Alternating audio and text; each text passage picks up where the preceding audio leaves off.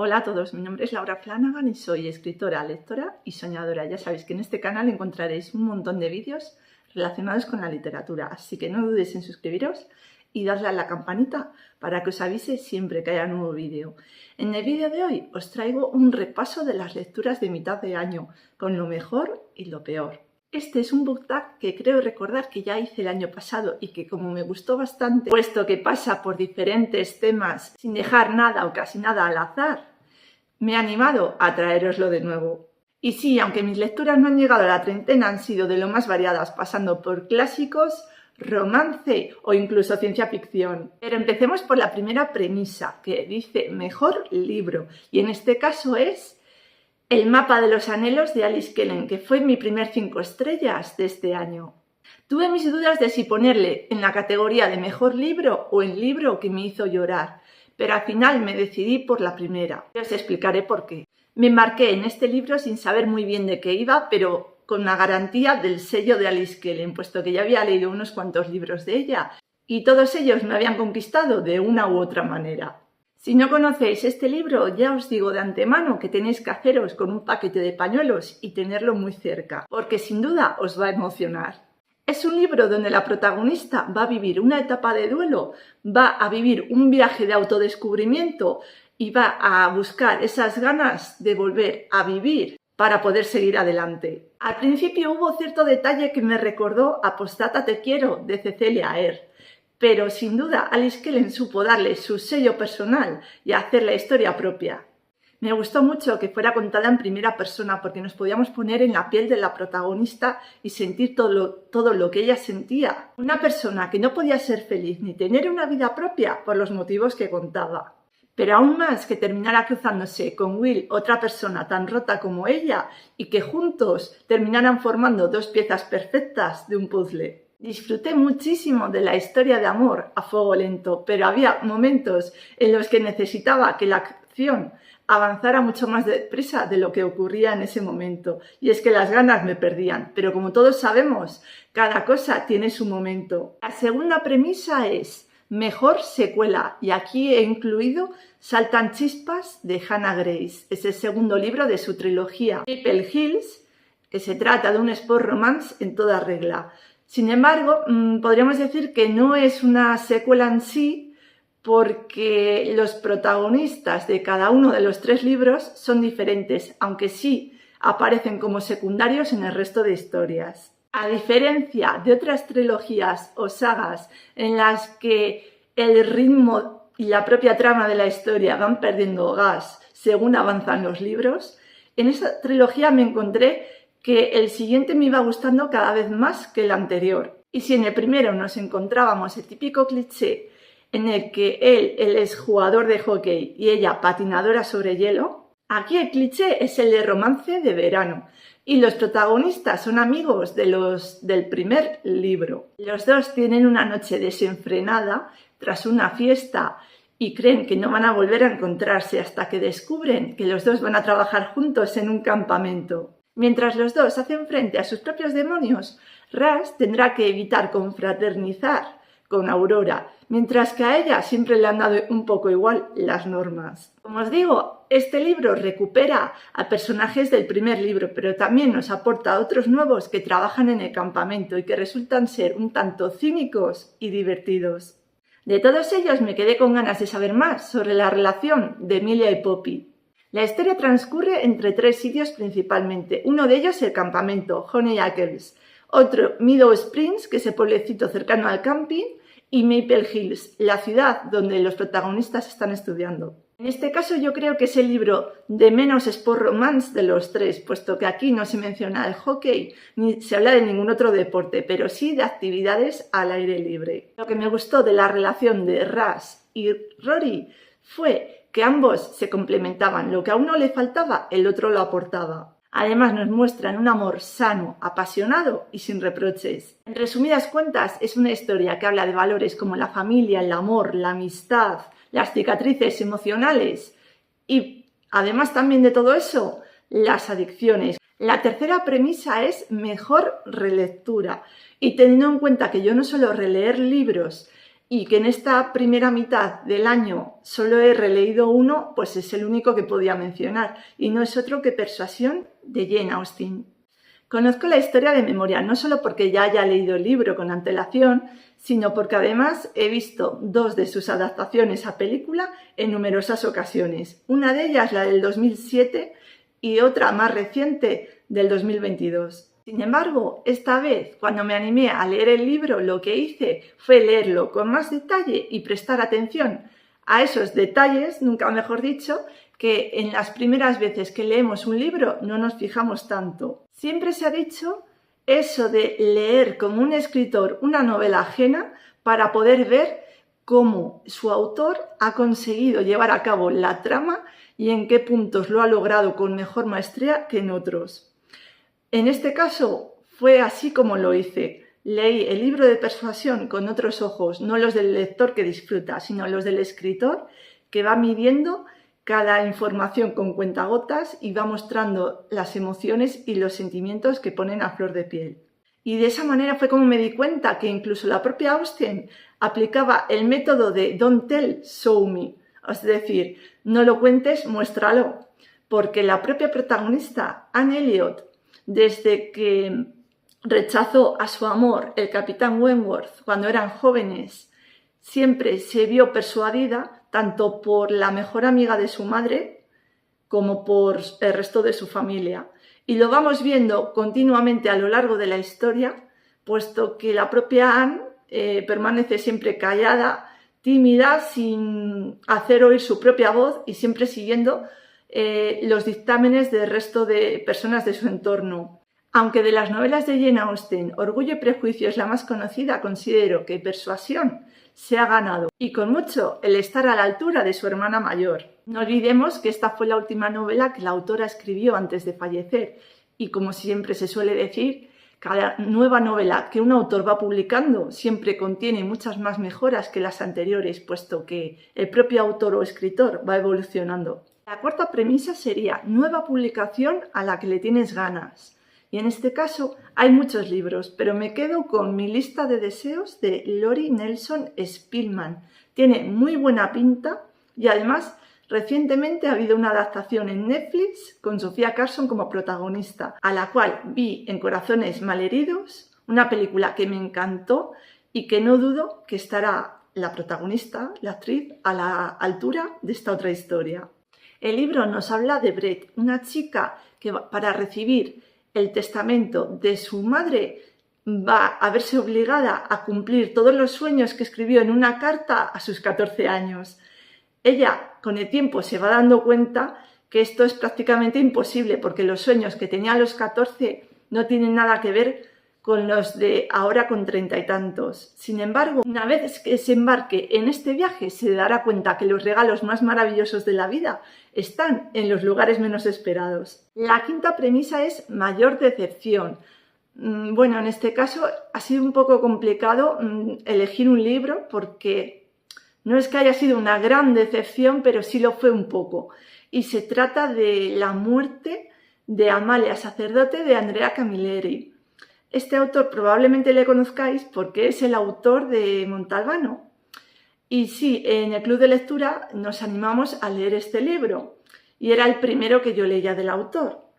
Y la verdad que sí que fue un poco chasco porque leyendo el título tú esperas que sea pues una historia de thriller, de intriga, de ponerte en la piel de algún tipo de investigador, ya sea policía, detective o incluso un ciudadano de calle que siga las pistas y averigüe quién es el asesino, pero no, porque la muerte de Amalia queda en un segundo plano y lo que nos encontramos en este libro son los, digamos, dimes y diretes tanto del mundo del periodismo como de la política y vamos viendo ese mundo oscuro y turbio que se esconde muchas veces detrás y que la mayoría de gente no conocemos. Para mí estuvo entretenido, pasable, pero seguramente lo terminé olvidando con el paso del tiempo. No descarto leer más cosas del autor porque, como os digo, sí que sé que tiene libros mucho mejores que este y más premiados. Lo que me sorprendió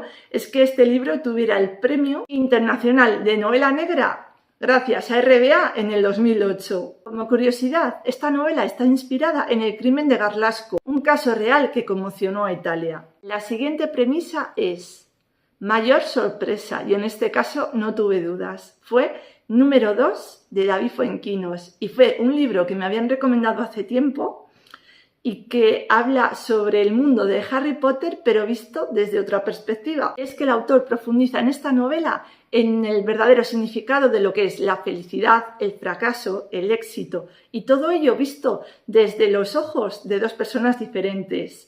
El propio actor que interpretó a Harry Potter, Daniel Radcliffe, y la otra persona que estuvo a esto de interpretarlo pero no lo logró, Martin Hill.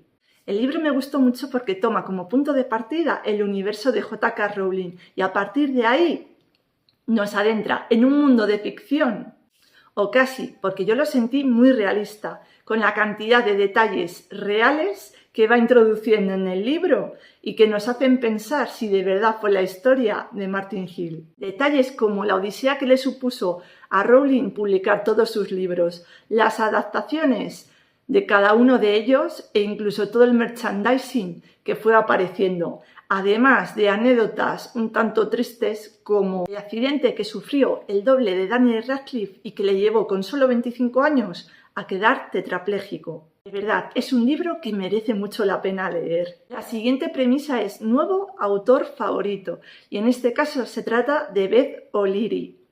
Aunque he leído a unos cuantos autores nuevos, de todos ellos es ella la que más me ha gustado y me ha convencido, tanto en su forma de narrar como en la trama y en la historia de sus personajes. Ya sabéis que yo siempre llego tarde a todas las cosas que se ponen de moda y es que Beth O'Leary ya lleva un tiempo en esto de la literatura, puesto que en abril ya publicó su 6º libro. Sin duda hay otros tantos libros que quiero leer de ella, como son Piso para dos, 3 citas con Carter o En tus zapatos. Pero el primero que leí de ella fue Rumbo a ti. Aquí nos encontramos con una historia a 2 voces, la de Dylan y la de Addie, pero además contada a 2 tiempos, porque durante un viaje en carretera en el que casualidades de la vida han terminado juntos en el mismo coche, vamos a ir viendo tanto cómo se conocieron, cómo fue evolucionando su historia y cómo terminaron rompiendo hasta el día de ahora en el que viajan juntos en carretera.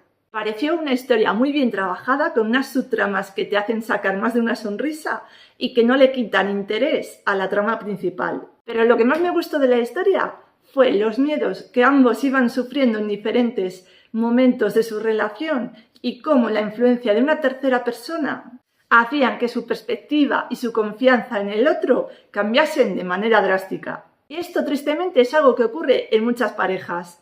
Además, el giro que sucedió en la historia, aunque tuve varias teorías, ninguna resultó ser la acertada, y es que esta es un tanto retorcida, algo que jamás podría haber imaginado. El siguiente es Nuevo Crush ficticio, y aquí tengo que mencionar a Benji Andor del amor a muerto, de Ashley Poston. Y es que a mí me gustan las historias de fantasmas en cualquiera de sus versiones, y aquí nos encontramos con una historia de amor romántica en la que los fantasmas están muy presentes. La historia se centra en una escritora que no está cumpliendo con su fecha de entrega y el editor que la va a perseguir hasta la muerte, pero literalmente, Benji Andor. Y es que esta historia, además de que tiene ciertos toques de humor negro, nos habla de temas tan diversos y variados como son el bloqueo del escritor, la pérdida de la fe, el duelo por un ser querido, el no saber pedir ayuda o incluso algo que no he visto tan común en otros libros como es la relación entre hermanos. Benji Andor cree en el amor, pero también en que no lo merece. Según vamos avanzando en la novela, vamos a ir viendo muchas cosas del pasado de ambos, tanto de Benji como de Florence, que los unen en el presente. Y es que hay algún que otro giro sorprendente que nos demuestra que estaban destinados a estar juntos desde el principio. Vamos a ir viendo cómo ambos protagonistas, sin apenas saber nada el uno del otro, se van abriendo mutuamente, van contando sus peores vivencias y poco a poco van forjando esa unión entre los dos.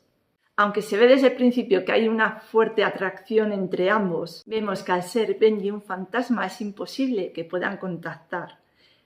Pero eso que les separa es también lo que más les une, porque Benji va a estar siempre cerca de ella, apoyándola y ayudándola a superar todos y cada uno de los contratiempos que se le van presentando a Florence, desde el regresar a su ciudad natal, a la que no ha vuelto desde hace mucho, el tener que afrontar la muerte de su padre, el tener que realizar su funeral con unas condiciones escritas un tanto atípicas por parte de su padre, e incluso el volver a escribir algo que le produce muchos sentimientos y sobre todo encontrados a Florence. En definitiva, creo que este libro también podía haberlo incluido perfectamente en libros que me hicieron llorar, porque, como os digo, tiene partes un tanto tristes. La siguiente premisa es nuevo personaje favorito, y aquí sí que se me ha planteado una gran duda, así que os voy a decir dos.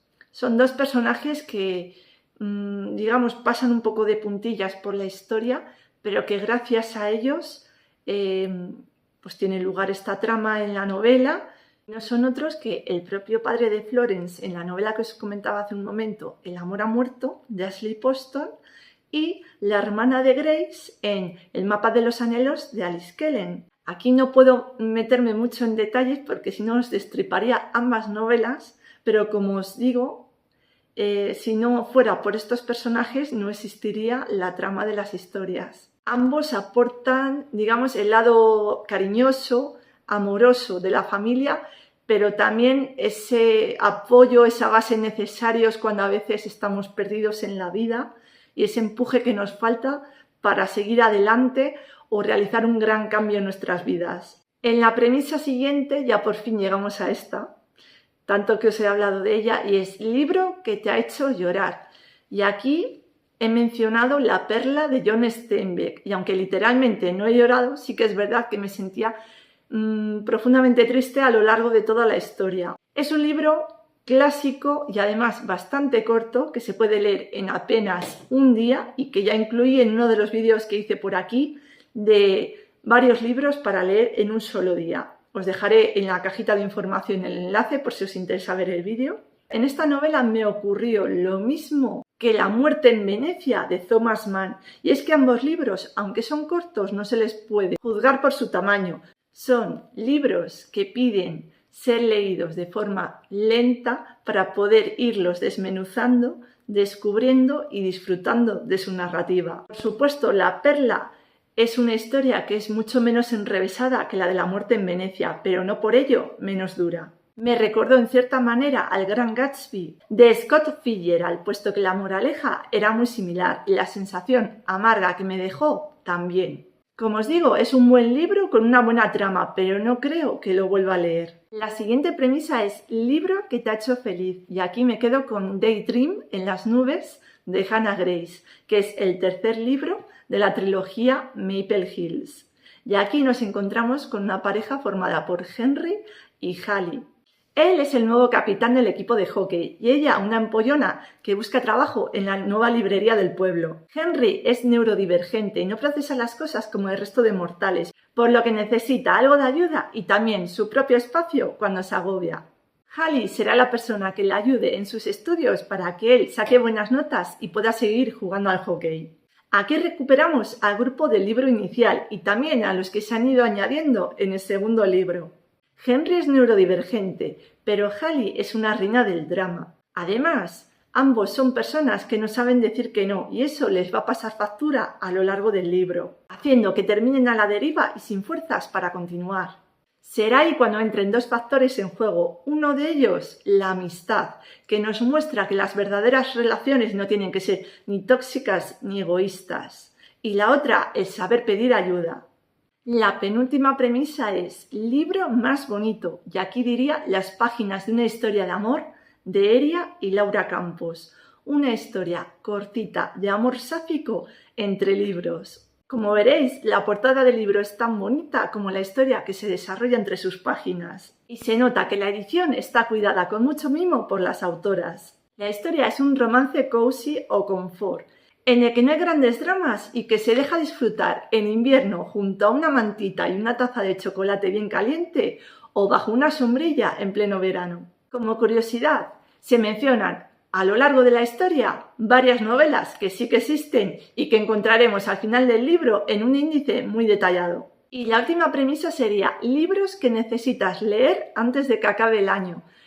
Y digamos que esta también es una respuesta muy fácil y se trata de la tetralogía de Carlos Ruiz Zafón, La sombra del viento, puesto que la incluí el año pasado en mi reto de libros clásicos que finalmente no pude leer y que también he vuelto a meter este año. No os voy a negar que el primer libro sí que lo leí cuando salió en su momento y que me hizo disfrutar muchísimo, pero el resto, una vez que fueron viniendo y que la historia ya iba perdiendo detalles en mi cabeza, me hizo querer esperar hasta que estuviera toda la tetralogía al completo para poder ponerme con ella de inmediato. Así que ahora ya no tengo excusa.